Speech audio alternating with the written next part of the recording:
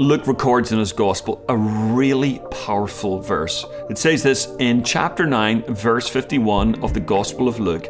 As the time approached for him to be taken up to heaven, Jesus resolutely set out for Jerusalem. I'm going to read it one more time because you really need to hear this today.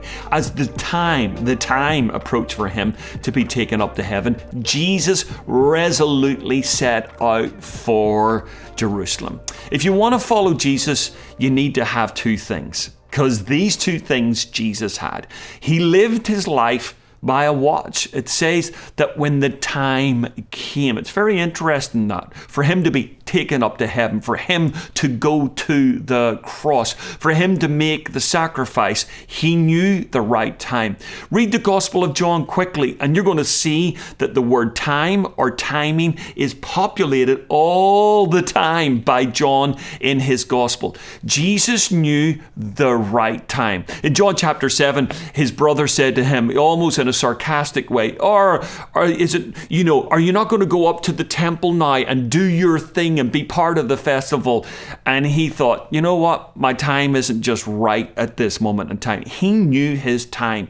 He lived his life by like an internal watch. And he said, I'm not going to run to Jerusalem before my time, but I'm not going to miss my moment either. And you know what? God has stuff for us to do. But for some of us, it's not our time just yet. Be patient with God. But when your moment comes, be resolute and go for it and don't miss the moment. But he also lived his life not only with a watch, he lived his life with a compass. With the compass, he knew where to go. He knew that it was Jerusalem. And in our lives, you know what? There's like an inner timing of when we should be on time, but also where we should be on time. I want to encourage you with this, that you have this compass in your soul, and I'm going to call it the call of God. And don't lose your true north. Some of us are worried about, I want to do this, I want to do it. I'm going to ask you, should you be doing what you want to do?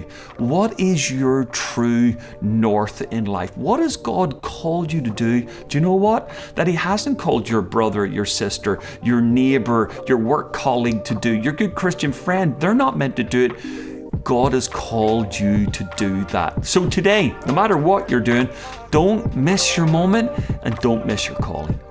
Hey, thanks for watching that refuel. We would love you to subscribe below. Hit the subscribe button for this YouTube channel, because this Bayside YouTube channel is where we send out all of our video content so you can get all of it. Make sure you subscribe. Thanks for watching.